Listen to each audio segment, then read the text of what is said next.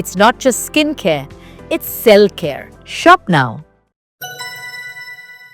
Hollywood director James Cameron సృష్టించిన సంచలనాలు అన్నీ ఇన్ని కావు.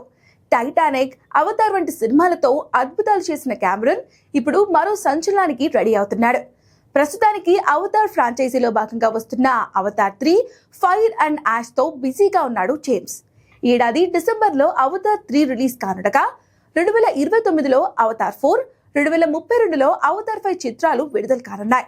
ఇదిలా ఉండగానే ఇప్పుడు అవతార్ కి సంబంధం లేని మరో ప్రాజెక్ట్ ప్రకటించాడు. ఈ సినిమా కథా నేపథ్యం రెండో ప్రపంచ యుద్ధ కాలంలో హిరోషిమా అణుదాడి ఆధారంగా ఉండనుంది.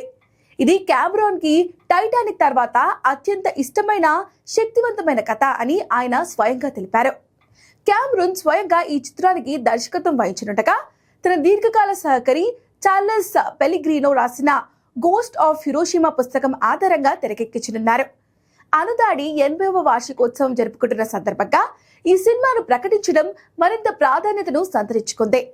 ఈ కథను తెరపై చూపించాలన్న ఆలోచన ఒక సాహసమే అంటూ క్యామరూన్ వ్యాఖ్యానించాడు. అయితే పుస్తకంలోని కథను ఉన్నది ఉన్నట్టుగా తీస్తే మొదటి 20 నిమిషాల్లోనే ప్రేక్షకులు థియేటర్ నుంచి వెళ్లిపోవడానికి ఆస్కారం ఉంటుంది. అందుకే ప్రేక్షకుడు అనుభూతి చెందేలా అద్భుతంగా తెరకెక్కించాల్సి ఉంటుందని క్యామరూన్ అభిప్రాయపడ్డారు.